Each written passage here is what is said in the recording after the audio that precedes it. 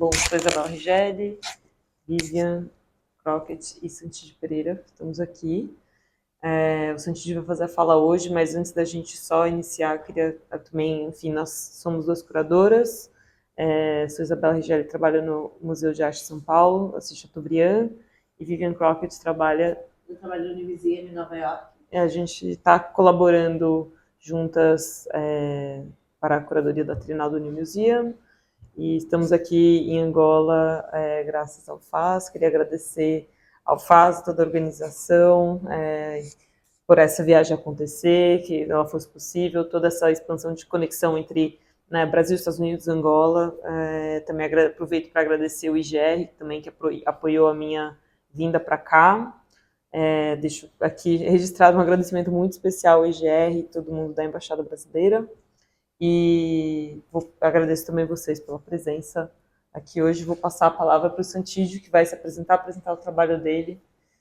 E aí depois a gente vai passar por um momento de perguntas e respostas. A gente está aqui na função mais de mediadora. O Santídio, que é o principal apresentador, a gente vai fazer algumas perguntas e vai abrir para o público também, que sempre é muito legal ouvir vocês. Maravilha, então. Boa noite a todas, boa noite a todos. Também vou começar agradecendo a Vilma pela parceria de 10 anos, estamos trabalhando junto há 10 anos, a Gisele, Mariana, a Mec, a Isabela, a Vivian também. É um prazer estar aqui, esse convite foi muito especial para mim. E estando em Angola, eu fui muito tocado e pude ter muitas experiências estéticas que isso em algum momento vai reverberar no trabalho. Então a ideia, como a Isabela falou, é um tanto me apresentar e apresentar um pouco de algumas séries de trabalhos que eu venho desenvolvendo há algum tempo. E a ideia é um tanto de conversa mesmo, então eu não vou ficar falando somente, espero que vocês perguntem, que a gente possa estabelecer realmente uma conversa, nós três com vocês, vocês com nós também. Então, vou começar falando, sim, que sou o Santídio Pereira, nasci em 1996, nasci no Piauí, bem no centro do estado, e pude ter uma infância muito próxima da natureza, sobretudo de um bioma chamado Caatinga, no nordeste do Brasil. Porque a gente sabe que o Brasil ele tem vários biomas, e tem a Mata Atlântica, a Amazônia, o Pantanal, e também tem a Caatinga, que lembra muito, estando aqui em Angola, alguma paisagem também, sobretudo da quiçama, a vegetação, o relevo. Então, existem plantas que tem na Caatinga do Piauí que eu pude encontrar aqui também no quiçama. Isso foi uma surpresa para mim, eu não sabia que isso existia e que essa conexão realmente se dava também pelo meio de plantas e não somente de fósseis. Porque o Brasil e a África, a Angola, que também eles já foram conectados há milhões e milhões de anos e foi se afastando por esse movimento das placas tectônicas, pelo movimento de afastamento, mas em um tempo muito longo atrás já estiveram juntos e compartilham de fósseis, de memória, de planta, de vegetação e de relevo. Então, por mais que pareça que estão distantes, já foi junto e também é junto e conectado em muitos aspectos. Eu coloquei aqui o mapa do Brasil e o mapa aqui de Angola também, aqui na África, para tentar dar uma localizada do que compartilhamos nesse sentido, Compartilhamos esse mar também, que a gente sabe a história do Atlântico, e compartilhamos a língua, muita, como eu falei, a natureza, e uma vontade, uma energia de viver que eu acho que é consonante tanto no Brasil como aqui em Angola e nos povos que têm a língua latina. Eu acho que tem um calor, uma vontade, um jeito diferente. Então, a ideia é tentar apresentar um pouco do cenário onde eu nasci e das imagens que me acompanharam e como essas imagens reverberam no meu trabalho. Como essa memória dessas imagens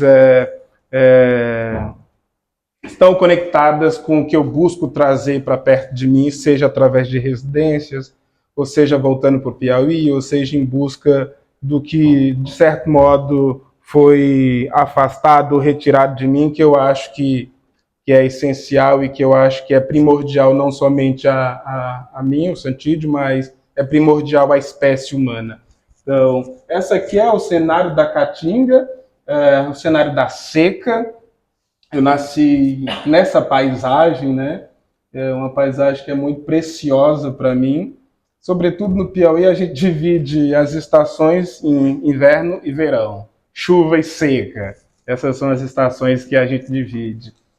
No Lubango também eu vi algo muito parecido, de que tem um período muito marcante da chuva e tem um período muito marcante da seca também. E o fato da chuva cair sobre a terra traz muitos significados e eu acho que essa ideia de inverno traz também uma ideia de felicidade, tanto na Caatinga, quanto também no Lubango, que eu pude perceber, como também talvez no Quissama, que eu pude estar em algum momento. Então já começa daí as semelhanças, pelo sentido de chuva e de seca e o significado dessa chuva. Esse aqui é a mesma paisagem, basicamente, só que, sim, agora no período da chuva, né? Como o Quissama, ou como muitos outros biomas, a chuva muda todo um cenário de paisagem. Porque aqui também as plantas, pelo que eu pude perceber no Quissama, são em maioria caducifólias, né? Então as folhas caem no período seco e elas vêm à tona muito rapidamente, só com o cheiro da chuva, com a ideia de chuva. Não precisa nem cair direito a chuva, as plantas elas já sentem. Quando literalmente molha-se a terra, a natureza ela se mostra de uma outra maneira completamente distinta. Que é uma natureza que traz, claro, essas gramíneas, traz as folhas, traz essa fertilidade ela também significa alimento no Lubango, significa alimento na Caatinga, significa que a vaca vai comer o capim, que vai dar o leite, vai ter esse ciclo de fertilidade, de riqueza e também de alegria. Acho que a gente compartilha isso. Não vou dizer toda Angola, porque eu não posso generalizar, e nem toda a Caatinga também, mas eu enxergo que tem sim essas conexões que são movimentadas um tanto pelo período de chuva e seca e essas alegrias que são trazidas pela chuva, e a gente compartilha assim essas paisagens. Ali embaixo é o Baixão, né? Aqui a Malhada e lá em cima é a Chapada. A gente tem um pouco desse relevo aqui também, sobretudo na Quissama. Então pode passar. E todas essas imagens elas estão de algum modo no meu trabalho e reverberam também no meu trabalho de uma maneira ou de outra. Ainda falando da minha infância e desse lugar onde eu nasci, como eu tinha dito antes, a gente lá tem uma conexão muito próxima com a natureza. A gente planta o que se come, cria o que se come e tem uma relação muito próxima e não alienada do que nos alimenta. Eu acho isso muito importante na Caatinga, eu acho isso muito importante para a espécie humana também. E aqui em Angola, sobretudo no Lubango, vou falar exatamente dos lugares onde eu fui, porque eu não posso falar de outros, né? E na Quissama também tem essa proximidade que é muito primordial e essencial para a espécie humana, de estar em contato com o que nos alimenta fisicamente mesmo também, e subjetivamente também. Então, lá, por exemplo, eu criava cabra, minha mãe criava cabra, era uma relação muito, muito próxima com essa natureza, como eu pude ver no Tiingue, que também fica no Lubango, e estar no Tiingue, no Lubango e aqui em Angola, de certo modo, também era estar próximo de uma paisagem afetiva e de cenas afetivas. É claro que eu literalmente não estava em casa, mas eu me senti em casa nesse cenário e rodeado por essas pessoas e por essas paisagens. Isso também é algo que fez a residência ser muito interessante, porque eu não imaginava que Angola era isso, né? Que Angola também poderia ser isso, né? Então tem uma qualidade aí também da residência que eu agradeço a FAS por possibilitar, que é essa caminhada pela geografia de Angola. Porque Luanda, claro, faz parte de Angola, mas Luanda não é Angola, só Angola. Tem muitas outras Angolas além de Luanda. E eu tive a felicidade de poder circular e conectar alguns pontos da Caatinga com algumas cenas ali dos lugares por onde eu passei. Essa é a casa onde eu nasci, que tem casas muito parecidas aqui também, sobretudo no Tiingue também. Eu acho que essa relação é muito próxima, né? Porque as pessoas elas cavam a terra, faz o tijolo, queima esse tijolo, constrói sua própria casa com uma inteligência muito preciosa. porque hoje em dia as pessoas constroem as casas todas de alvenaria e de bloco, mas sabe que esse material tem um calor específico que não é adequado geralmente a certas regiões. E no Ting não, eles fazem com barro, tem um calor específico que no dia quente a casa é fria, na noite fria a casa é quente. Então existe uma inteligência muito preciosa também, que às vezes não é tratada com devido respeito pela academia, eu acho, e esses conhecimentos tradicionais e preciosos, eu acho que também é muito interessante. Por exemplo, essa casa aqui, minha mãe fez os tijolos, meu bisavô ajudou a fazer os tijolos. Então, eu trouxe essa imagem para saberem de onde eu venho, que eu acho que isso é muito importante, isso é muito precioso para mim, e para conectar com essas pessoas que eu também encontrei aqui, com essas paisagens que eu encontrei aqui. Por exemplo, aquela porta é de umburano, né? Antigamente podia se cortar um umburano, hoje não pode mais. E eu estava no Nakisama andando, encontrei uma árvore. Nossa, que árvore interessante, eu já vi essa árvore. E era uma imburana, que também tem no Piauí. Então, eles dividem essas plantas e essas vegetações. E dividem os fósseis, como eu já falei, porque literalmente, sim, eram continentes muito próximos. Agora, provavelmente eu falei que eu estava no Piauí, agora existe ainda no sentido de trajetória, que a ideia é apresentar a trajetória e o trabalho e depois discutir sobre residência. Então, com 8 anos de idade, eu saí do Piauí num processo migratório que é muito comum do Nordeste para São Paulo, porque eu sou o caçula de 4 filhos de minha mãe. A gente vivia numa situação que era um tanto muito complexa, e minha mãe foi buscar uma nova oportunidade em São Paulo, como acontece também aqui, eu acho, às vezes. Esse deslocamento acontece em vários campos. E fui para São Paulo. Chegando em São Paulo, tive a felicidade de entrar num lugar chamado Instituto Acaia, com 8 anos de idade. Então, agora já estou falando no sentido de formação, né? Com 8 anos de idade, comecei a estudar no Instituto Acaia, que é uma ONG, uma ONG, que é idealizada e criada pela família Brach. Sou muito agradecido a eles também pelo fato de ter estudado, de ter me formado com muita qualidade, com os melhores professores do Brasil, eu considero. Então, com 8 anos de idade, por exemplo, como pode se ver nessa foto, eu estava fazendo xilogravura, coisa que as pessoas aprendem na faculdade, olhe lá. Às vezes você termina uma faculdade de artes visuais e você nunca fez uma xilogravura, mas não somente xilogravura, também no Instituto Acaia, com 8 anos de idade, eu pude fazer aulas de cerâmica, de desenho, de marcenaria, de pintura, tinha culinária, tinha música. Então eu fui, dos 8 aos 18 anos, muito inserido nesse campo das artes que não era arte. Isso foi muito importante para mim, porque a gente desenhava sobre um papel e isso não era arte. A gente movimentava a matéria do barro para traduzir algo que estava em nós ainda criança, mas isso não tinha a vontade de querer ser arte. Por isso era muito libertador esse ensino. E com os melhores, mais uma vez, com os melhores professores do Brasil, eu considero. Então, eu digo que minha formação foi muito boa. Esses daqui são alguns amigos, inclusive, até de hoje em dia.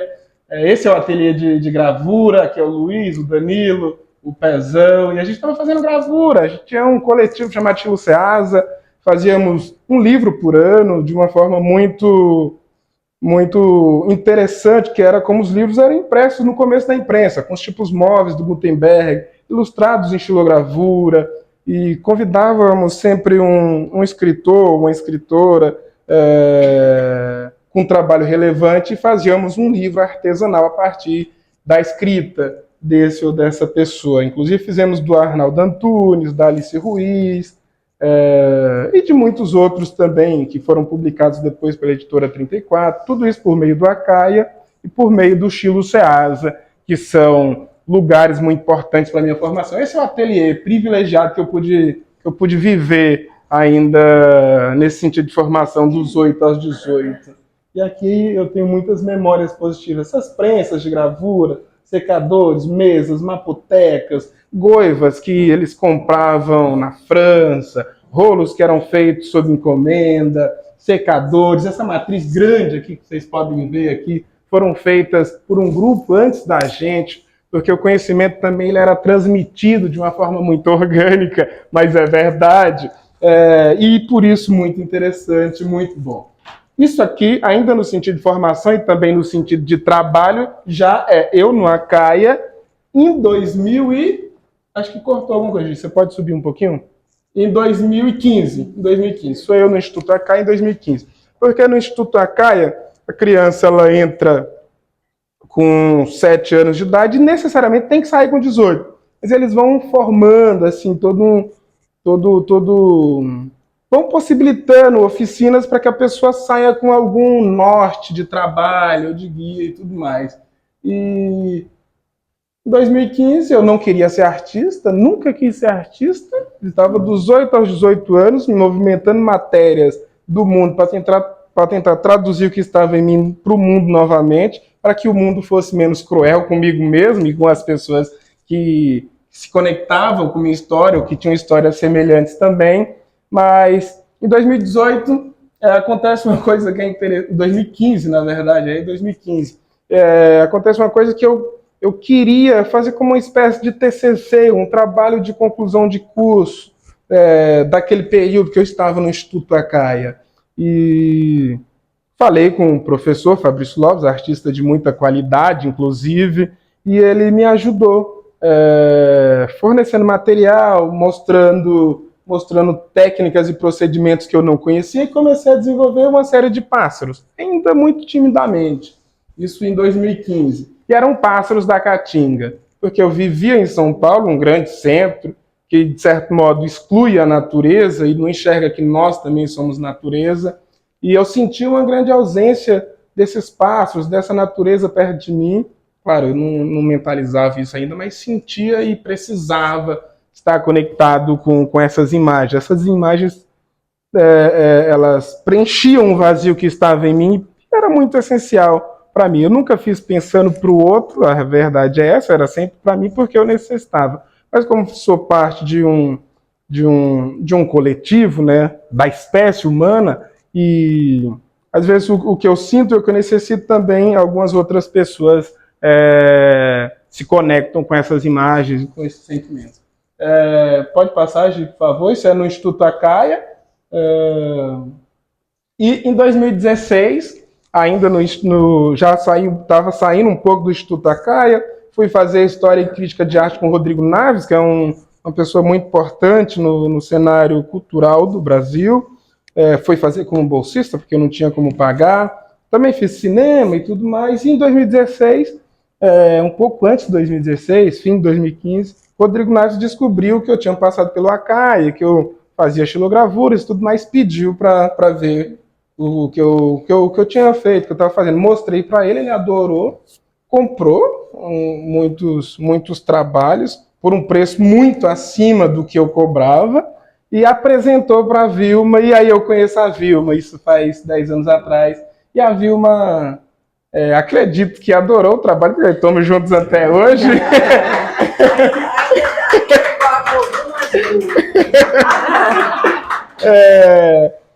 E começamos uma relação que mudou completamente o trabalho. Acho que ajudou muito, porque antigamente eu não tinha materiais que eu queria. Por exemplo, esses passos eram feitos com papel de não muita qualidade, alguns lá no início.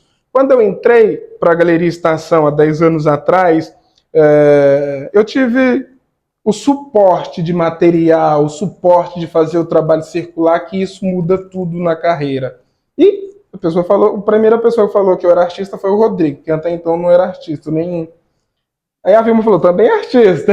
Aí chamou e tal, mas o que eu quero dizer com isso é que entrando na Galeria Estação, eu tinha acesso a materiais que antes eu não tinha. Por exemplo, esse papel aqui, esse trabalho ele tem 1,86 por 1,67. Felizmente, assim, as imagens nunca trazem à tona essa ideia de escala, essa ideia de pigmentação, essa ideia de materialidade, mas é o que temos aqui. Mas esse papel a gente comprava, por exemplo, no Japão, né? A gente importava do Japão. É um papel de muita qualidade, de pH neutro, e fibra, e todas essas coisas que é para durar pelo menos uma geração sem muitas questões. Então, começou a vir essa coisa também no trabalho. E esses passos eram, sim, memórias e compostos por memórias. Em 2016, eu sempre, dos 8 aos 18 anos, ainda no sentido de formação no Acaia, mesmo não querendo ser artista, eu fazia o trabalho circular porque me alegrava ver a alegria dos outros vendo o trabalho. Então, em 2016, eu me inscrevi no edital EDP nas Artes, que era um edital muito importante em São Paulo, e me inscrevi em muitos outros editais com a ajuda do Fabrício, com todo o suporte. Porque no Acaia não ensinavam somente o caminho das pedras, o norte das pedras. Ensinavam também a tentar fazer o trabalho circular por diferentes meios. E no Brasil tinha esses editais e ainda tem, que é muito importante, eu acho. Não vou me alongar, vou acelerar a fala aqui. Mas esse ano no Tomiotaki, em 2016 ainda, esses trabalhos, ainda os pássaros com as memórias atrás, uma coisa da Caatinga, de querer ter perto essas imagens. Isso aqui já em 2022, ainda da série dos Pássaros da Caatinga, mas essa é uma exposição na Fundação Iberê Camargo, no Rio Grande do Sul. Foi uma exposição também muito importante, porque esses espaços vão alargando alguns caminhos e vão conectando pessoas que depois se tornam muito preciosas ao decorrer do tempo e da vida. Então essa é a exposição na Fundação Iberê Camargo, para ter uma ideia um tanto de escala. Assim que eu saí do Instituto Acaia e comecei a trabalhar na Galeria Estação, eu tinha um trabalho, vendia frutas no SEAS e tudo mais, aí eu saí do SEAS e comecei a me dedicar exclusivamente à arte, há 10 anos atrás. Então, o meu trabalho e todo o meu tempo era dedicado com muito prazer a tentar movimentar as matérias para traduzir algo que estava em mim no mundo novamente. Então, aluguei um pequeno espaço próximo da minha casa, era muito pequeno mesmo, mas era um lugar muito interessante, assim, que eu podia fazer esses trabalhos. E comecei a fazer essas bromélias que estavam atrás dos pássaros também. Sempre fiz esses trabalhos a partir de um tempo, na verdade, com a ajuda de amigos do estilo Ceasa. Então, eles levantar um papel desse é complicado. Então, precisa-se de quatro mãos. Então, 2 pegavam de um lado, outro do outro, e comecei a fazer essas bromélias que, a partir de um tempo, começaram a circular também por outros meios, com a ajuda da Galeria Estação e de outras pessoas que achavam o trabalho interessante. Essa exposição, especificamente no Sesc Santo Amaro, fui eu mesmo que escrevi, conversei com a Jaci de lá, e eu queria fazer uma espécie de panorama contemporâneo da xilogravura no Brasil. Olha só, no Brasil. Mas aí depois fechou tanto que virou uma exposição chamada Madeira Nova. Mas foi muito legal, porque tinha muitos artistas jovens que trabalhavam com a ideia de xilogravura. Essas são algumas das bromélias. Eu trabalho ainda também no sentido de circulação, convidado por outros espaços e outros lugares que eu nunca imaginei que ocupariam, né? Isso aqui é uma exposição no MUB, em 2023, que é uma exposição em homenagem a Néa Guidon, que foi a responsável, uma das responsáveis, é a principal responsável por trazer uma bibliografia sobre a chegada da espécie humana na América. Esse sítio é um dos sítios mais preciosos e o maior sítio, na verdade, de arte rupestre na América. E fica na Caatinga, em São Raimundo Nonato. E, felizmente, às vezes, nós brasileiros não vamos nesse sítio, nós não conhecemos, temos uma ideia de sempre achar o outro muito bonito e o nosso tem tanto. Algumas pessoas vão para Lascaux, mas não vão para a Serra da Capivara. Mas é isso. Isso aqui também vocês já viram essa imagem aqui 3 vezes, essa mesma figura. Então, apesar de ser uma xilogravura, eu não faço tiragens, são sempre únicas. Então, essa é a mesma imagem, mas não é que é uma tiragem de 3. Ela teve em Santo Amaro, teve na Fundação Cartier, na França, em 2019, depois foi para Xangai também, mas é a mesma imagem, não é que é uma tiragem. Essa aqui é a exposição em Xangai. E vai sendo muito legal essas exposições, essas experiências, porque é uma oportunidade de ver o trabalho montado, bem moldurado, com boa luz, que isso não era acessível para mim, não é acessível para muitos dos artistas que eu conheço, e também que tem história semelhante à minha. Aqui é o Ramon, Luiz Lira, o Ramon sempre me ajuda, desde 2000, há 10 anos atrás, é um grande artista, maravilhoso, incrível. Isso aqui é no ateliê para demonstrar que o trabalho também não nasce somente do Santíssimo. É claro, tem a ideia, tem a cor, mas há que se dar os créditos para as pessoas que merecem, no caso Ramon, Luiz. E aí eu não vou me aprofundar em cada série, porque não há espaço aqui, nem tempo. Mas é um sobrevoo sobre essas imagens, é uma ideia de trazer as imagens para vocês associarem mais ou menos. Eu percebi que o trabalho sempre nascia de contato íntimo com o assunto. No caso das plantas, eu ia estar próximo dessas plantas, eu precisava sentir o cheiro, precisava ter uma relação estética com isso, eu precisava estar próximo desse assunto. E sempre, depois de um tempo, fui atrás desses assuntos. E indo atrás das plantas, veio os horizontes, veio essa ideia de morro, que é outra série também que eu começo a desenvolver. Todos esses trabalhos, por enquanto, são estilogravuras, esse também. E quando eu começo a desenvolver um trabalho, quando algo me encanta e me cativa, eu desenvolvo uma série sobre isso. Então, não é que eu faço um trabalho, eu faço 20, baseado nessa experiência, ou buscando essa experiência. Aqui ainda no sentido de tentativa de trazer essa ideia de imagem do que eu faço, né? Fazendo as estilogravuras, eu fui percebendo que eu queria que essas gravuras, na verdade, elas estivessem mais conectadas com a parede, com a geografia do espaço, porque era uma coisa, de certo modo, orgânica, mas a moldura, ela quebrava essa sensação de conexão. Então, eu fui criando uma ideia de objeto que eu acho que, de certo modo, está mais imbricado com a parede, com o ambiente, com o espaço. Ainda são bidimensionais, por isso que eu chamo de objetos e não de esculturas. E aí, esse aqui é um objeto na Trienal de Milão, que foi uma exposição muito linda, inclusive, que teve. Esse aqui é outro objeto no sentido de escala também, é um trabalho que me satisfaz muito. É um trabalho que eu venho aprendendo muito, porque a gente começa e depois vai desdobrando um trabalho, né? Começava esse trabalho e passava tinta offset, tinta óleo, tinha uma viscosidade, pegava um tanto de sujeira, depois fui colocando cera de abelha, depois fui entendendo o encaixe de mão amiga atrás, fui entendendo a espessura da madeira, fui entendendo a qualidade da pigmentação e da tinta também, então tudo vai se desdobrando. A gente começa e a coisa vai evoluindo no sentido de mudança, não de que vai ficando melhor, mas no sentido de que vai mudando mesmo, o trabalho vai mudando. Às vezes fica melhor, às vezes nem tanto, mas é um percurso aí que é de tentativa de chegar onde se deseja, estabelecendo um diálogo com a matéria que se trabalha, é claro, né? E durante muito tempo trabalhei com estilogravura, depois com objeto, e eu estava querendo uma relação de tinta e de pigmentação e de materialidade distinta da estilogravura. Uma coisa talvez mais imantada na relação do olhar. E um certo dia, na Costa Rica, indo para Nova York para fazer uma exposição na Bortolame, eu e um grande amigo, se tornou um grande amigo, uma pessoa preciosa para mim, que é o Ricardo Kugelmans, lá de São Paulo. Estava na Costa Rica e eu senti o desejo de fazer alguma coisa, a gente compramos umas aquarelas e eu comecei a pintar e tal, e a partir disso nasce toda uma ideia de trabalhar com a matéria mais aguada, que na verdade não seria aquarela, virou guache, mudou para guache, que eu fui entendendo que meu diálogo com a guache era mais interessante que com a aquarela, e começa a fazer esses trabalhos em guache, já faz uns 3 ou 4 anos, eles começam a circular agora também, é um trabalho de relação de corpo e matéria que é completamente distinto da estilogravura, e no sentido de visualidade, no sentido de conexão também, acho que muda tudo. O que eu quero dizer com isso é que eu acho que a guache complementa a estilogravura complementa a guache, e é um ciclo assim das coisas irem conversando.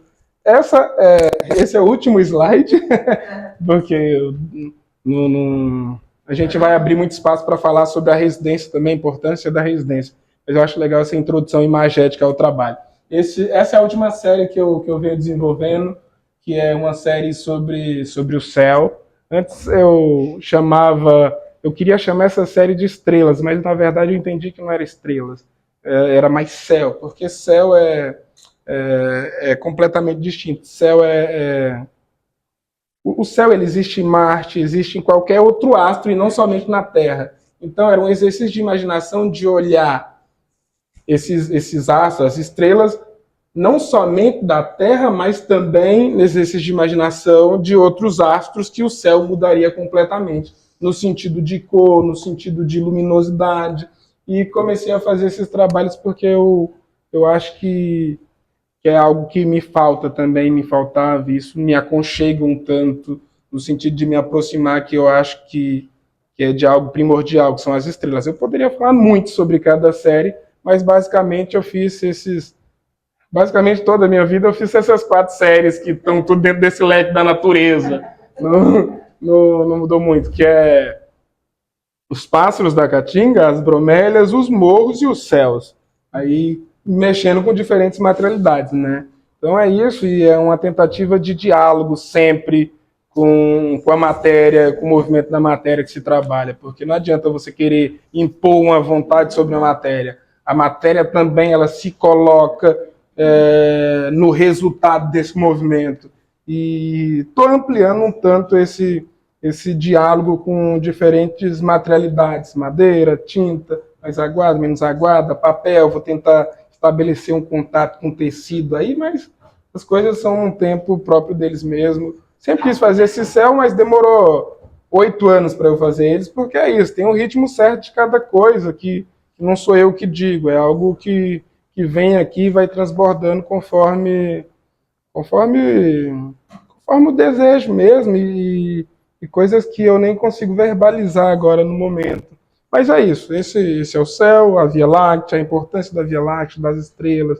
Eu acho que são mapas, foram mapas de sobrevivência no sentido prático, é mapa de sobrevivência no sentido prático contemporâneo hoje e também no sentido subjetivo. Eu acho que todos esses trabalhos preenchem um vazio em mim e faz com que o mundo seja mais macio, seja mais confortável, seja mais interessante, seja mais luminoso. Então, esses trabalhos são para mim que também, às vezes, reverbera no coletivo. A introdução imagética é essa.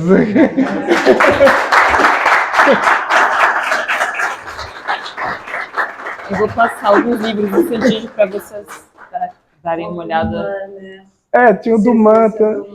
Tinha o CS Guarulhos. Tinha muitas outras exposições, mas não dá. Vai colocar também. Cintia, obrigada pela apresentação. Sempre fiquei muito curiosa, assim, conheço o seu trabalho desde a Caia. Nem sei se você lembra de mim, porque você era muito jovem na época, lá pela Guga Jabson, que apresentou, que me falou de ti.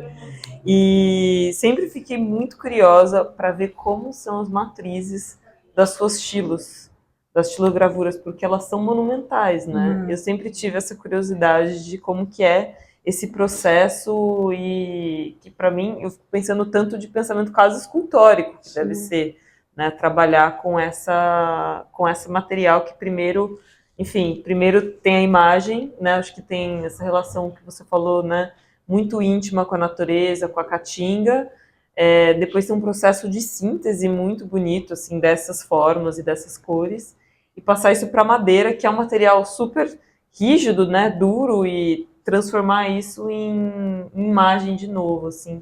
Eu queria, se você pudesse comentar como por que estilo, por que você acabou indo para esse material e como é o trânsito com as outras linguagens, né? Você comentou da pintura também, como tem sido esse processo para você em relação à linguagem.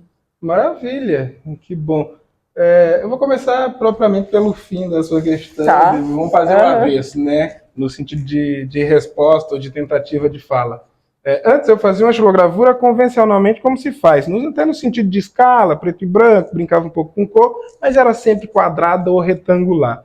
Eu tenho um repertório de marcenaria, eu sortemente falei para vocês que eu estudei no ACA e estudei 3 anos de marcenaria. Em certo momento eu entendi que, em vez de somente eu fazer a incisão convencionalmente como se faz, ou desbastar e deixar um trabalho em alto relevo, eu poderia recortar isso. Poderia recortar essa matriz. Ainda tinha um conceito de matriz. Quando eu começo a recortar, eu entendo que não é mais um conceito de matriz, mas é de um objeto que pode ser impresso, e isso abre um campo de experimentação maravilhoso. Então, foi uma coisa muito natural mesmo, porque eu fazia as incisões, gravava, depois comecei a recortar, recortando e convivendo no ateliê com esses pedaços de madeira recortada, eu fui entendendo que tinha ali qualidades muito interessantes. E fui entendendo, e um dia parei e falei, isso é um objeto.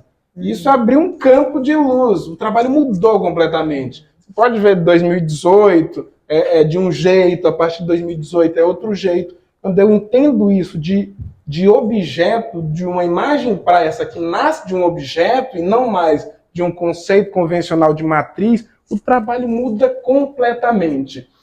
No sentido lá, já no começo da pergunta sua, que era sobre por que a xilogravura, lá no princípio ainda, primeiro que tinha a ver com afeto.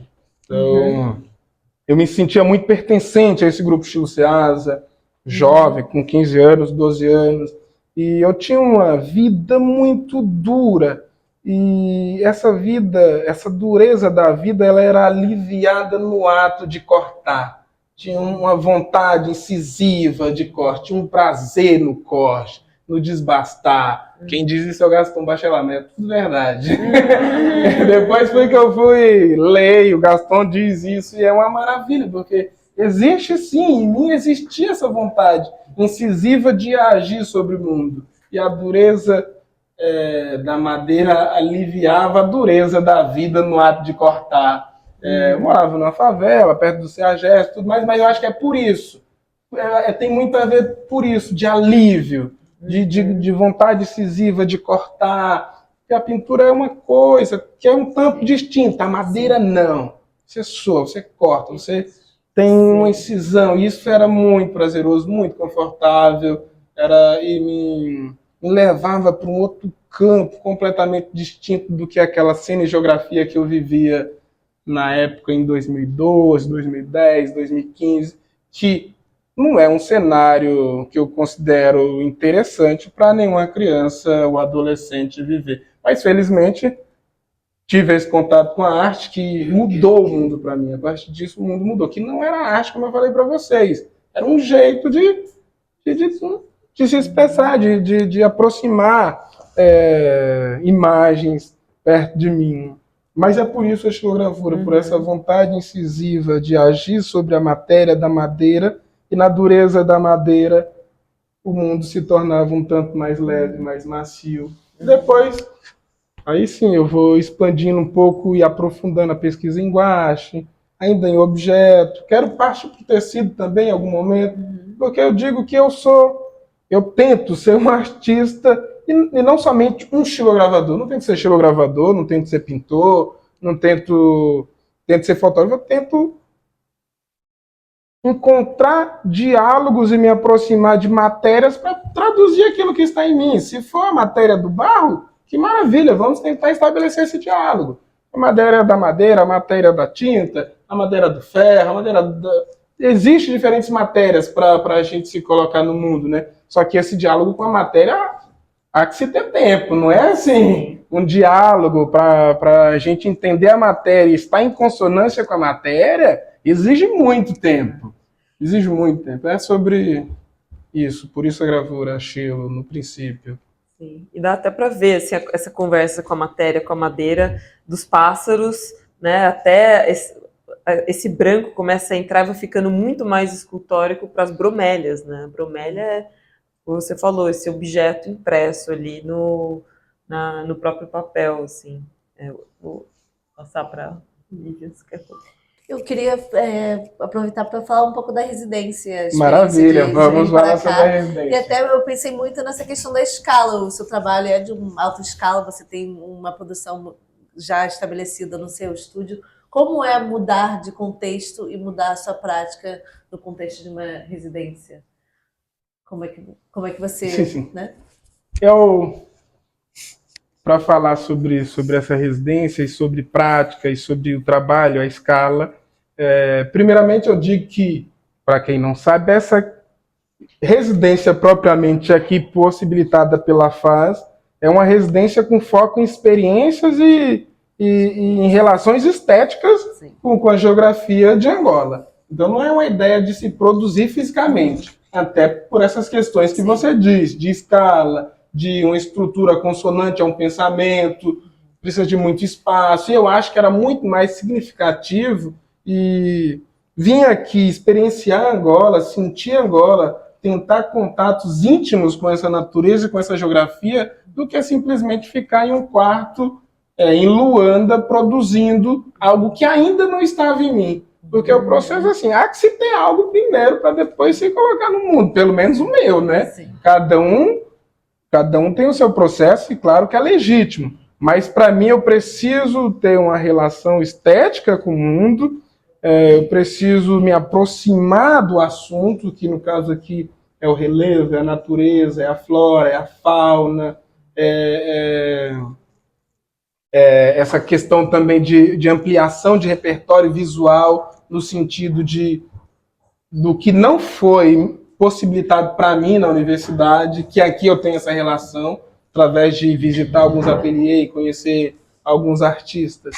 Então, essa residência é uma residência de experiência, por isso mesmo a FAS possibilitou que eu fosse para o Luban, que eu fosse para o Ting, que eu fosse para Kissama, que eu fosse para Cabo Ledo, e que eu pudesse ter uma ideia mais ampliada de Angola, e não somente aquela ideia que às vezes é muito rasa, sim, que se há no Brasil. Porque Angola é muito rica, é muito linda, é muito maravilhosa, é muito cheirosa, e é muito diversa.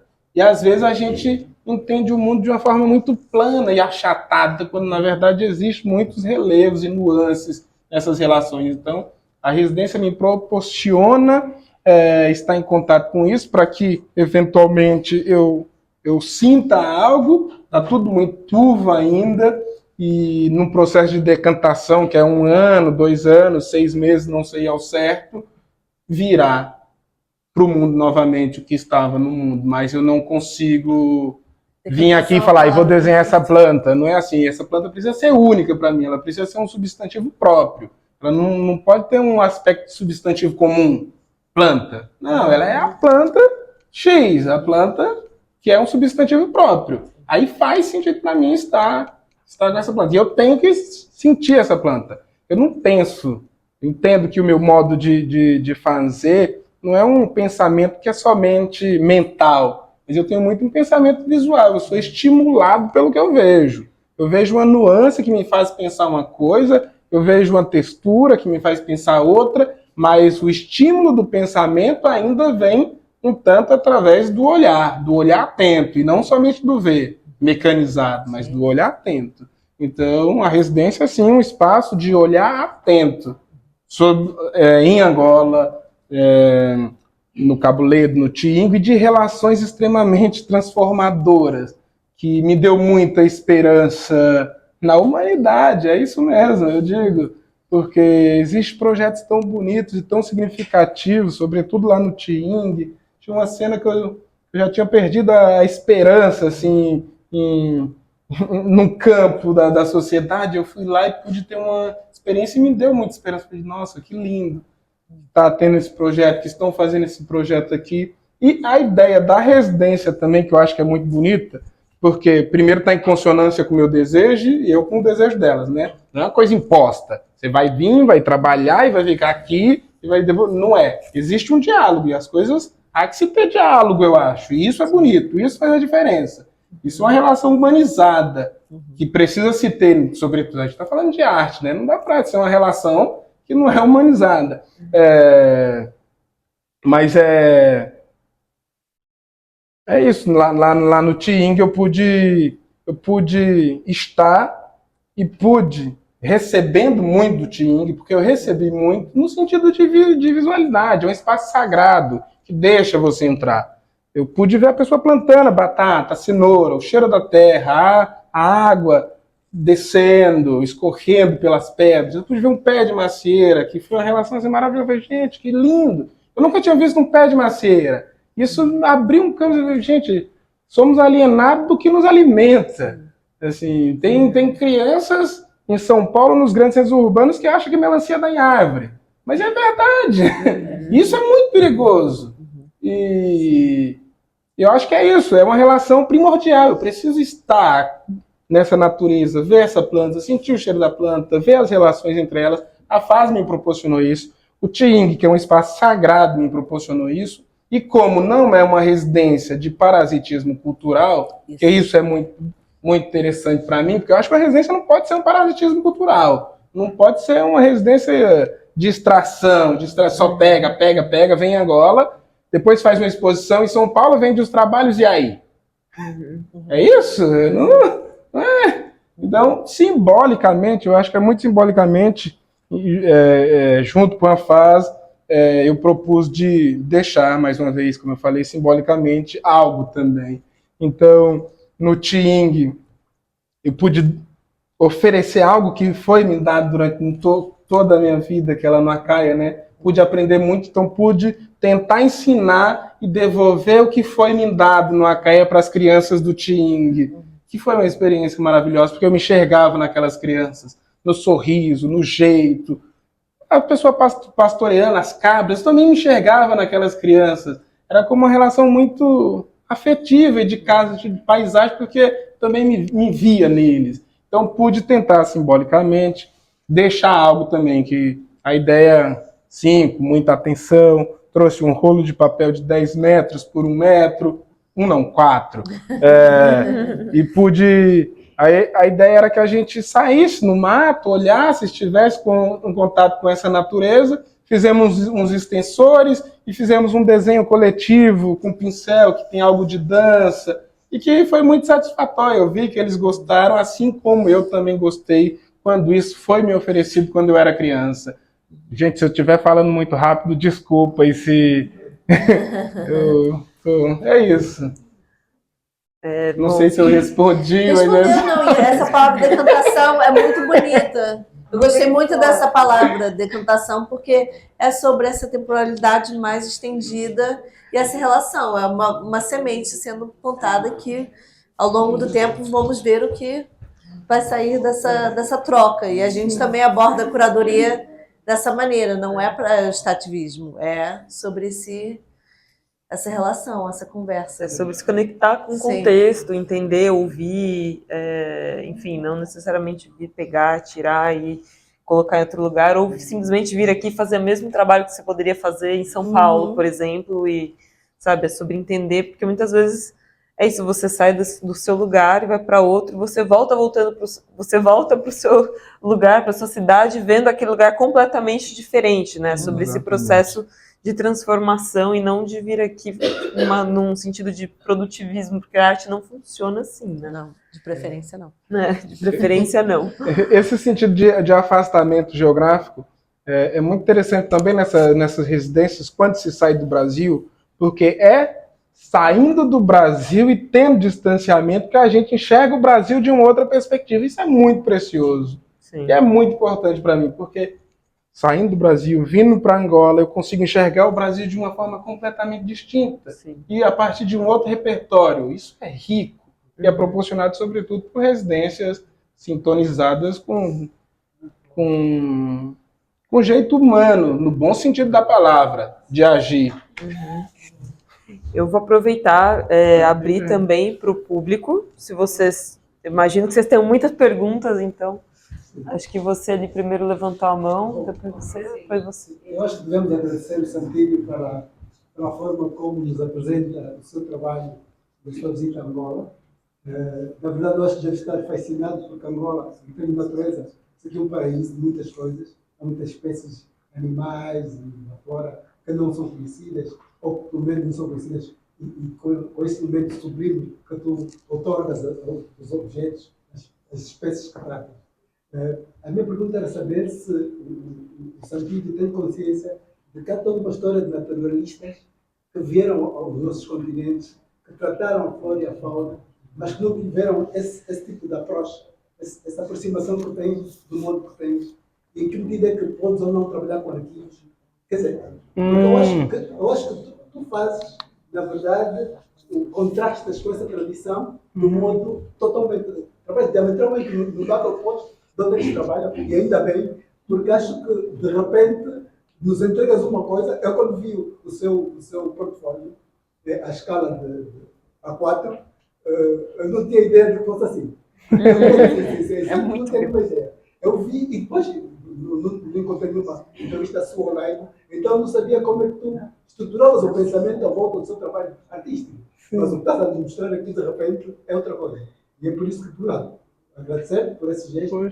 Por outro, é preciso saber também que aqui em Angola há uma tradição de gravuristas, de gente que trabalha, não essa escala, nem essa dimensão, mas há uma tradição de litogravura, xilogravura, quer dizer, aqui neste país, e que acho que pode ser interessante dialogar com o que está aqui a acontecer com alguns expoentes. Na sala há aqui alguns expoentes de artistas que trabalham as suas técnicas, mas acho que tu elevas a outro patamar, tanto tecnicamente quanto a approach criativa e o teu próprio processo na hora de tratar as espécies que trata. Por isso, a pergunta tem a ver mais com a tua relação com os naturalistas, se tu é que o Museu de História Natural, porque não tem nada a ver, porque o museu tem fixado aquilo que mais decadente está do trabalho dos naturalistas, mas tu estás noutra escala de pensamento, noutra forma, e acho que isso pode ser interessante para o seu trabalho, mas desde logo também para o trabalho e para a nossa visão sobre Angola. Se um dia sair alguma série sobre Angola, acho que vai ser interessante saber quando você está.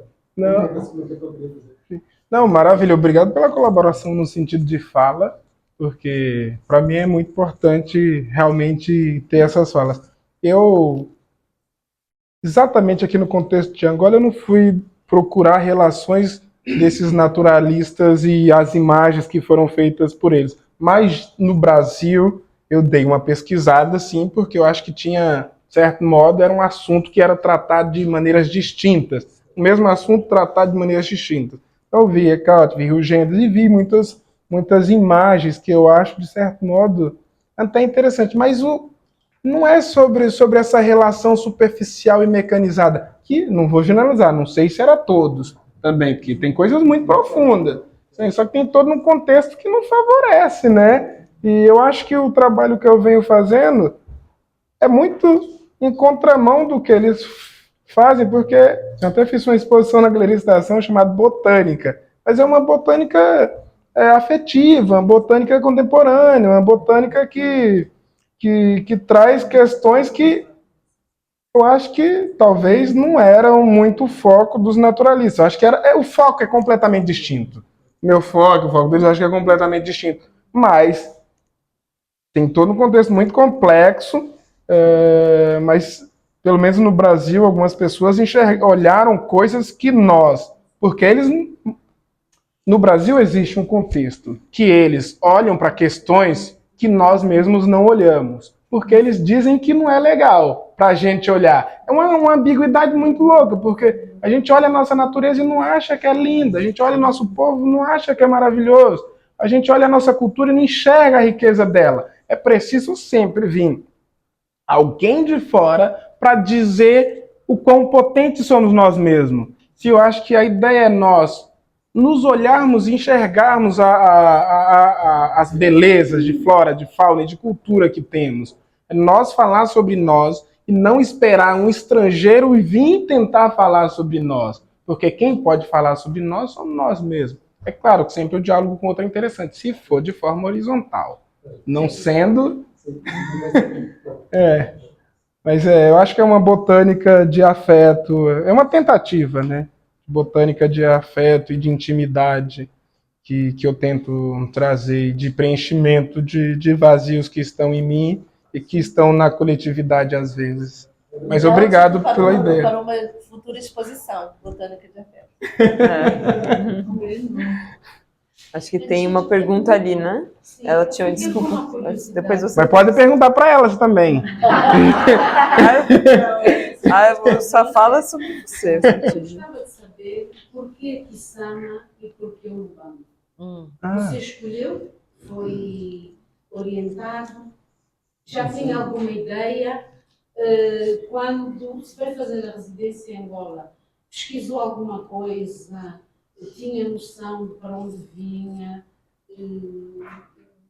Queria tentar perceber isso. Sim, como eu falei, eu tinha uma ideia muito achatada de Angola. Angola, para mim, era algo muito... Eu nunca tinha estudado e me aprofundado sobre Angola. Eu começo a olhar para Angola agora, a partir desse convite, né, que veio da FAS. E, a partir desse convite, tinha um desejo meu, né? A FAS tinha uma ideia e fomos conversando, estabelecendo um diálogo. Eu falei assim, Eu acho que seria muito interessante se eu pudesse ter um contato íntimo com a natureza, com a fauna, com a flora.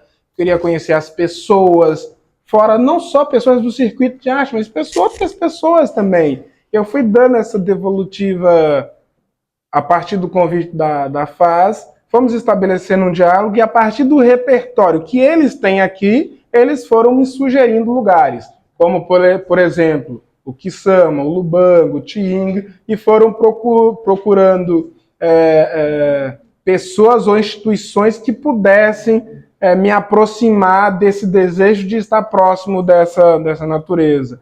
Como, por exemplo, o pastor Anderson, que é do Tiing, ele pôde possibilitar que eu estivesse ali junto com a comunidade, né? Porque há que se ter todo um diálogo para se entrar num lugar sagrado. Não chega assim entrando. Então é uma conversa, e as pessoas... A FAS me ajudou muito, então foi muito da troca e da conversa entre a FAS e eu, entre a MEC, também não sei cadê a MEC, mas entre a MEC também, e a partir do repertório deles e dos amigos deles, das pessoas também, que eu pude acessar esses lugares. E foram todos lugares que eu acho muito importante. E sobre o trabalho, se um dia acontecerá sim, depois que decantar, depois que ficar menos turvo, depois que eu entender, porque metaforicamente eu me sinto como um jarro, assim.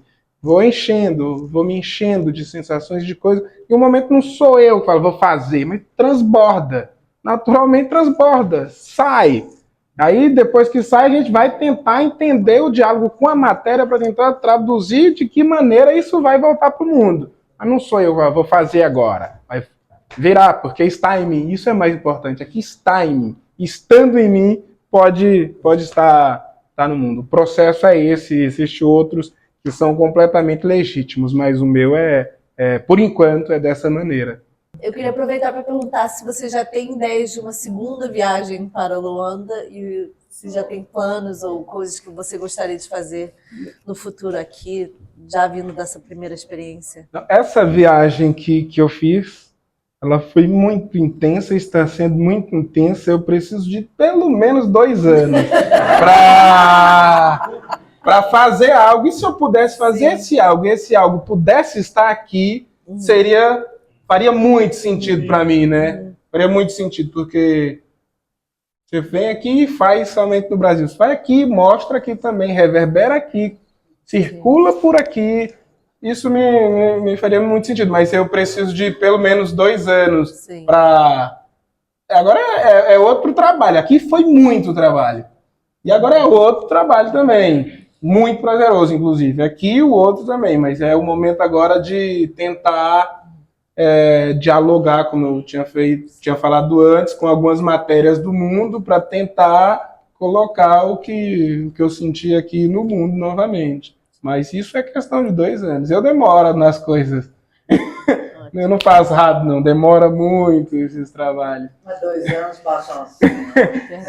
Quem sabe menos, quem sabe mais, não sei. É isso. Eu fui no deserto aqui também, no Namibe, experiência de arrepiar. E tudo isso me veio muita ideia de chuva, assim, chuva. O que é a chuva? O que traz a chuva? O que é o inverno? O que são as nuvens? Eu tenho uma coisa assim que está começando a aparecer no meio de um nevoeiro para mim, assim. Eu ia colocar, inclusive, essa questão. O Sexto de Luanda, que é uma zona de baixa altitude, muito árida. Foste para o Lubango, que é a zona planáltica, mais de 1.700 metros de altura. Notaste alguma diferença? Claro que há diferença na fauna, na flora, mas como é que achas que isso eventualmente pode influenciar o teu trabalho? Pode influenciar, inclusive, o resultado visual das pinturas? Achas que há alguma coisa na luz, planáltica, na zona árida de Luanda, na zona com muita umidade, alguma coisa que... Eu acho que o que pode influenciar talvez seja perceber que, assim como eu em São Paulo preciso estar em contato com essa natureza que ela foi tirada de mim, algumas pessoas vocês têm um mar, já muda tudo também, né? Mas que trazer uma ideia de Lubango e de natureza para dentro de Luanda também é interessante. Eu acho que existe coisas que são necessárias aqui, de sensações que nos foi tirada e que são necessárias. No deserto do Namibe, voltando à noite, eu pude olhar para o céu e ver um pouco da Via Láctea. Eu não sei se aqui em Luanda vocês conseguem ver a Via Láctea. Tem muita poluição. Mas são esses pensamentos que eu acho que estão em consonância, sabe? Tipo, não é uma pessoa no Brasil que precisa desse contato primordial com a Via Láctea. Não é a pessoa do Nordeste, não é de São Paulo. É a espécie humana que precisa, às vezes, ter esse contato. É um vazio como espécie, que, estando em Angola, eu consigo também tentar entender que não é uma coisa regionalista do Brasil, é uma coisa da contemporaneidade, dos grandes centros urbanos, e não é uma coisa, como que eu posso dizer, de ativismo, não é assim, é uma maneira de entender que é necessário também, e eu queria, de certo modo, trazer essas imagens também para Angola, porque eu acho que, sobretudo nos grandes centros urbanos, se necessita desse contato primordial com a planta, com a terra, com o céu, o leque da natureza. E natureza pode ser tudo. Então, eu acho que o que ajuda no trabalho é perceber que a ausência que tem lá, às vezes também tem aqui, e que essa coisa é da espécie, não necessariamente somente do Brasil, ou de São Paulo, ou do Nordeste, mas que é uma coisa mais coletiva, eu acho. Isso ajuda. Para o meu sentido de luz, não olhei muito, não. Eu olhei muito forma. Eu vi uma planta chamada Elvetia,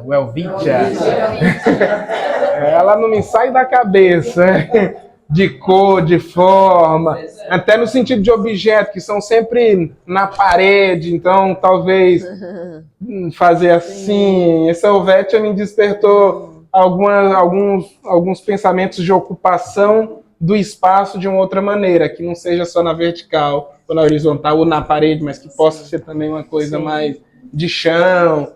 Aí essas coisas vão alimentando, mas é muito de forma. Nem luz mesmo, eu nem...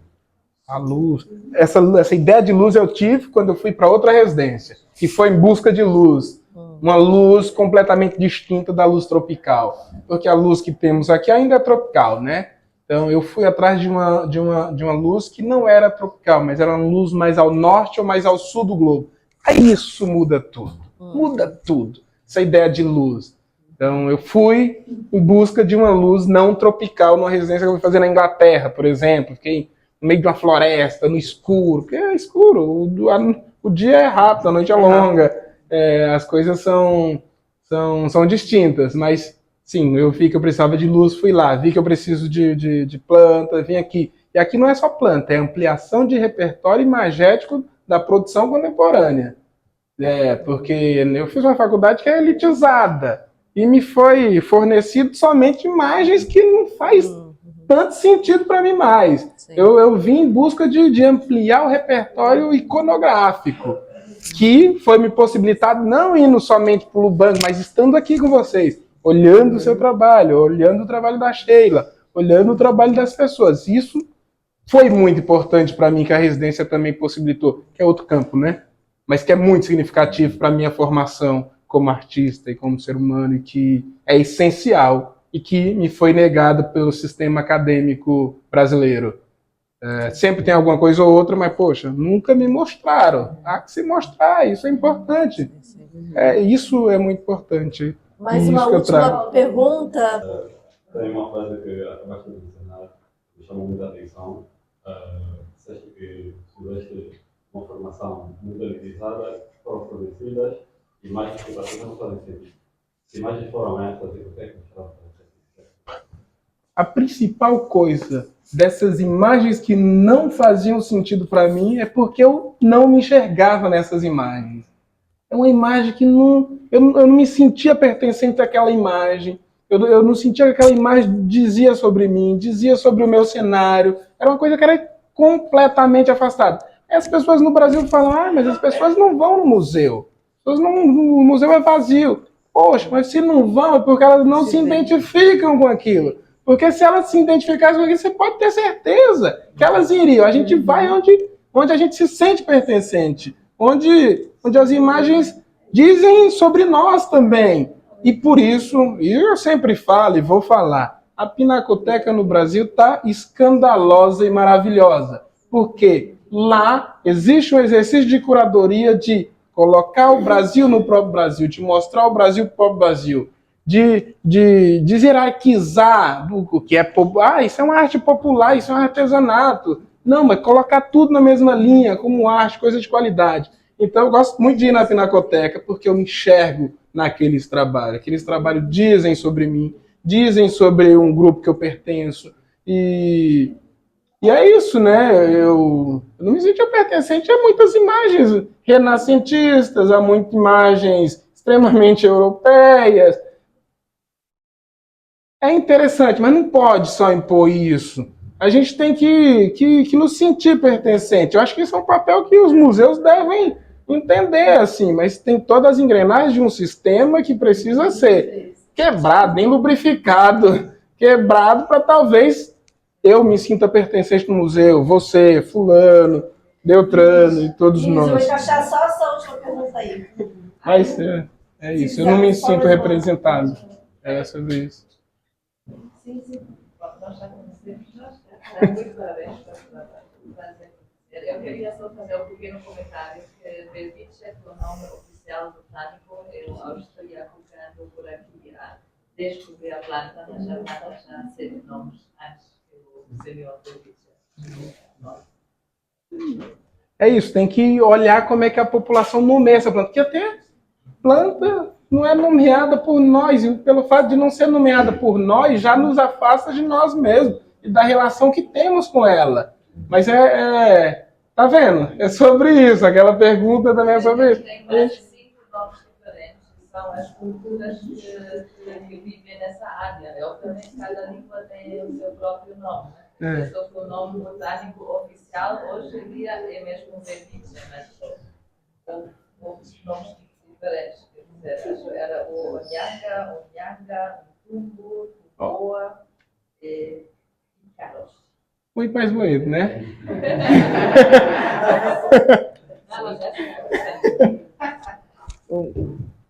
Vou encerrar, então, a conversa. Queria agradecer ao Santídio pela generosidade de compartilhar com a gente hoje um pouquinho do trabalho do pensamento por trás de cada obra e da experiência que ele teve aqui. Obrigada, Santídio. Agradecer o público, aproveito também para agradecer todos os artistas que Vivian e eu encontramos durante esses dias, que abriram ateliê, que nos receberam, que contaram um pouquinho do trabalho para nós, também de maneira muito generosa. A Jamek, a Mac agradecer ela por ter aberto a galeria, por nos receber aqui também de forma tão generosa. E, de novo, a Faz, por esse... Obrigada. Agradecer a todos terem vindo, agradecer aos nossos convidados, Santídio, a primeira residência, primeira de muitas, esperemos. A próxima ainda está para anunciar.